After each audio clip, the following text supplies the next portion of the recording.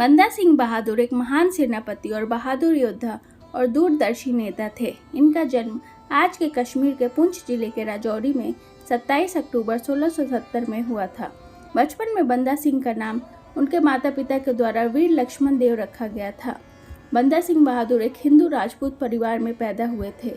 इन्हें आगे चलकर बंदा बैरागी, बंदा सिंह बहादुर आदि नामों से भी पुकारा गया। बालक वीर लक्ष्मण देव की आधिकारिक शिक्षा दीक्षा नहीं हुई थी, किंतु दुर्गम पहाड़ी क्षेत्र में निवास करने के कारण वे हृष्ट पुष्ट और बलवान थे। बचपन से ही साहसी लक्ष्मण देव का जीवन एक घटना के बाद पूरी तरह से बदल गया।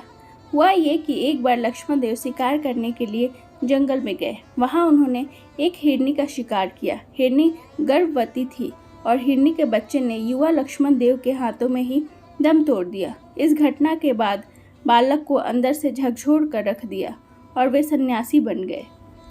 इसके बाद से वे संत जानकीदास बैरागी के शिष्य बन गए और माधोदास बैरागी के नाम से जाने गए।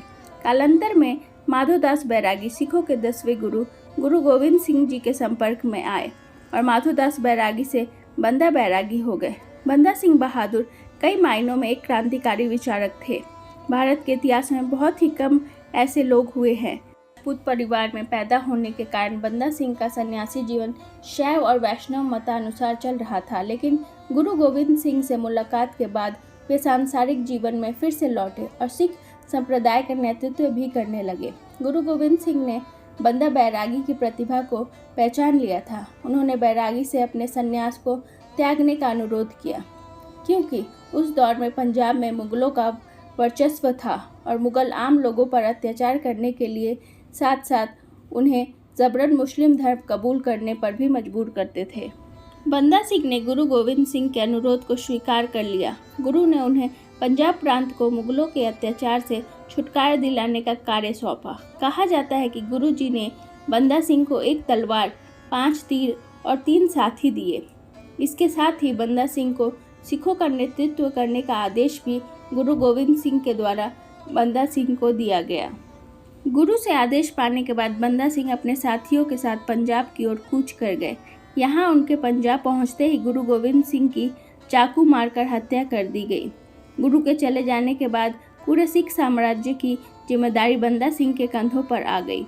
इसी बीच मुगल बादशाह औरंगजेब की भी 1708 में मृत्यु हो चुकी थी। औरंगजेब की मृत्यु के बाद बहादुर शाह दिल्ली का बादशाह बना, लेकिन दक्षिण में काम बख्श ने बहादुर शाह की बादशाहत को स्वीकार नहीं किया और बादशाह के खिलाफ दक्षिण भारत से विद्रोह कर दिया।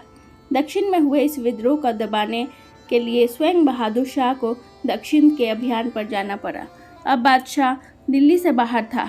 बंदा सिंह ने इसे सिखों के लिए एक मौके के रूप में लिया और मुगलों से नाराज सैनिकों, किसानों और अन्य सूबेदारों को अपने साथ मिला लिया। जैसे जैसे बंदा सिंह की सैन्य ताकत बढ़ती गई, वह मुगलों के खजाने को लूटने लगा। उसने सबसे पहले सोनीपत और कैथल में हमला करके मुगलों को कमजोर किया। सोनीपत के हमले के अगले ही साल 1709 में बंदा सिंह ने सरहिंद की ओर रुख किया। मुगल बादशाह ने सरहिंद का इलाका वजीर खान को सौंप रखा था।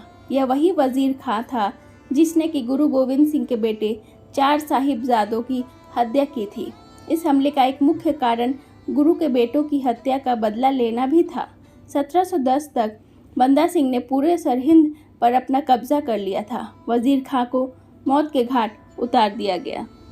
बंदा सिंह ने सरहिंद के केंद्र में लोहगढ़ को अपनी राजधानी घोषित कर दिया और यहीं से अपना शासन चलाने लगे। यहाँ से उन्होंने अपना रुख उत्तर की ओर किया और विद्रोह करते हुए लाहौर की सीमा तक अपना दबदबा बना लिया। बहुत ही कम समय में बंदा सिंह के नेतृत्व में लगभग पूरे पंजाब प्रांत में सिखों का शासन स्थापित हो गया था।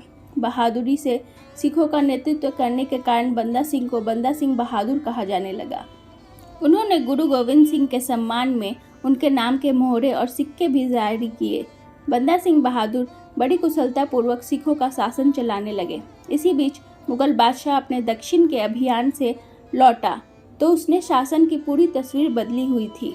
पंजाब बादशाह के हाथ से निकल गया था और आगे भी बंदा सिंह बहादुर से चुनौती मिलने वाली थी। उसने तुरंत सिखों पर हमला करने का आदेश दिया। सिख सेना की तादाद मुगल सेना के सामने बहुत कम थी। फिर भी दोनों के बीच भीषण युद्ध हुआ। सिख सेना अधिक समय तक लोहगढ़ के किले का बचाव नहीं कर सकी और बंदा सिंह रूप बदलकर बच निकलने में कामयाब हुए। करीब 2 साल तक बंदा सिंह पंजाब से सटे हिमाचल, किन्नौर और चंबा जिले के खाक छानते रहे। 2 साल गुजरने के बाद बादशाह बहादुर शाह की मृत्यु हो गई। बादशाह की मृत्यु के बाद दिल्ली के तख्त के लिए उसके बेटों के बीच विवाद होने लगा।